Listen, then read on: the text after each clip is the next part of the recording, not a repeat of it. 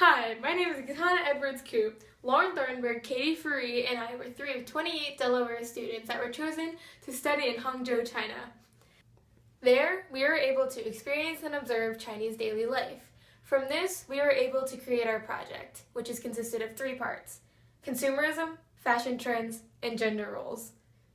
I hope you enjoy this video!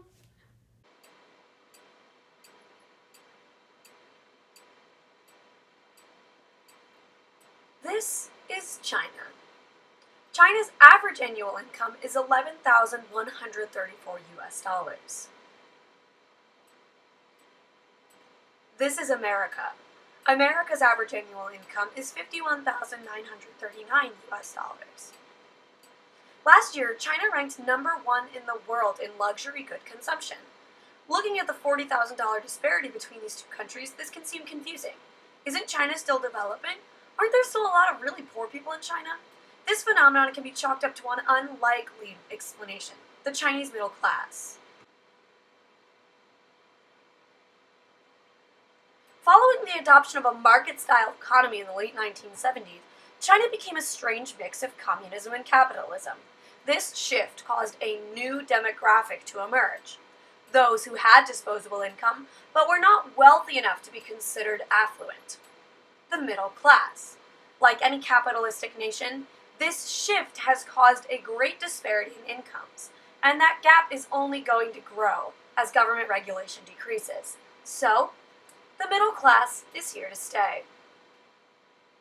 The middle class currently makes up 19% of China's population. China in the 21st century parallels America in the 1950s. This was widely considered the golden age of capitalism.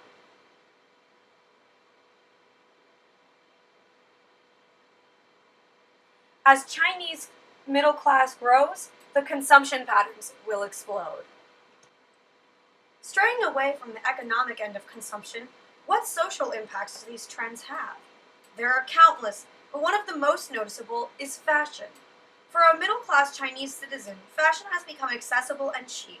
This is reflected in the varied styles seen on the streets of China. The Chinese equivalent of millennials, dubbed G2, were born between the years of 1980 and 2000 and have known consumer culture their whole lives. However, adoption of Western consumption patterns did not necessarily mean Chinese youth have adopted Western social norms, like fashion gender roles.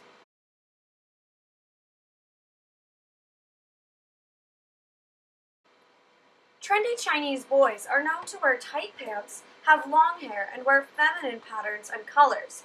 This is proof that the Chinese don't care what the westernized world considers to be feminine or masculine, and that they just appreciate good style. To the Chinese, pink is not a girl's color, it's just a color. The desire to be fashionable has become an obsession.